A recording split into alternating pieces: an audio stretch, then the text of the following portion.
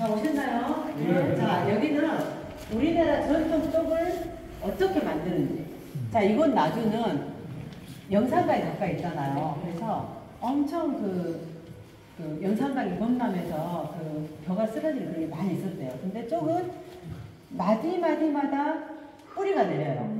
그러니까 쓰러지면 거기서 뿌리가 내리고 쓰러지면 뿌리가 내려서 그런 약간 홍수 대체 작물로 많이 쓰여질 때, 그리고 많이 심고, 이곳 나주는 나주가 비단 나주입니다.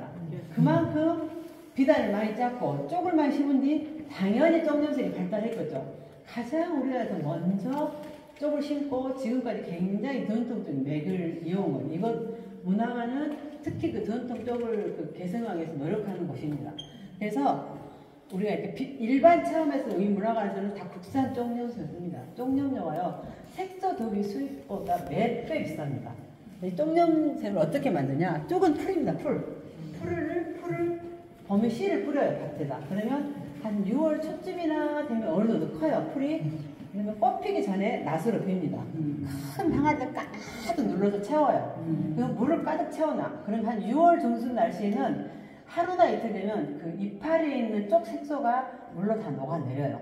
그럼 쪽대를 건져버리고 항아리에는 물하고 쪽 색소만 남아있겠죠. 우리가 염료로 쓰려면 뭔가를 분리시켜야 되겠잖아요. 색소를 분리시켜서 그 색소 갖고 염료를 만들어야 되는데, 분리시키는 걸 어떻게 분리시키느냐? 조개 껍데기를 아주 고온에 태웁니다. 태우면 하얗게 석회 가루가 돼요. 그럼 석회 가루를 그 물하고 색소가 있는 항아리에 넣고 막 담그래요. 한 1시간 동안. 그럼 석회 가루가 완전히 풀어지겠잖아요. 그리고 딱 멈추면 석회 가루에 쪽 색소가 딱 붙는답니다. 딱 붙여가지고 무거우니까 밑으로 가라앉아요. 그럼 위에는 맑은 물만 있겠죠. 그걸 푸고 나면 밑에는 진흙 같은 쪽 추출물이 되는, 그게 니람이라고 합니다. 그럼 우리가 염색을 하려면 진흙 갖고 염색 못 하잖아요. 뭔가 물에 풀어야 돼요. 근데 쪽은 물에는 안 풀려요. 불용성이에요. 어디다 풀느냐? 알칼리 수용액. 그래서 그 알칼리 수용액만 풀립니다. 그 알칼리 수용액을 뭘로 대체나? 잿물로 하는 겁니다. 여기다 쪽대나 콩대를 태워요. 떡실에다 가장 태워. 그래서 뜨거운 물을 통과시키면 이게 잿물을 통과해서 내 밑에 보이겠잖아. 이게 잿물이에요. 이게 강알칼리 물입니다. 강알칼리 물에 아까 그 진흙 같은 니람을 풀어요.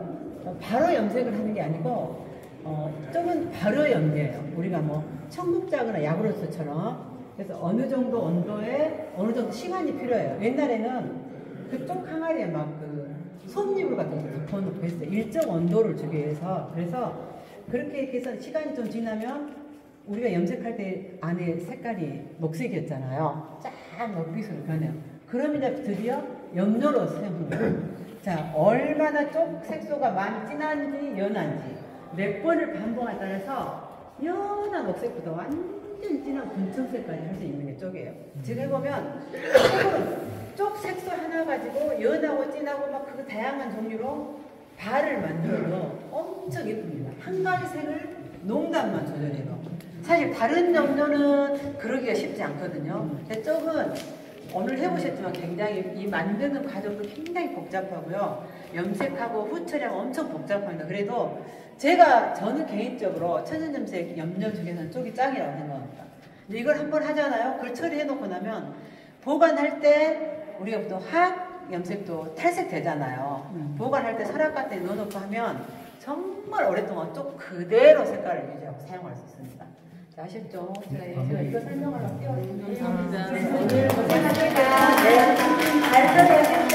저희가 차가운 정성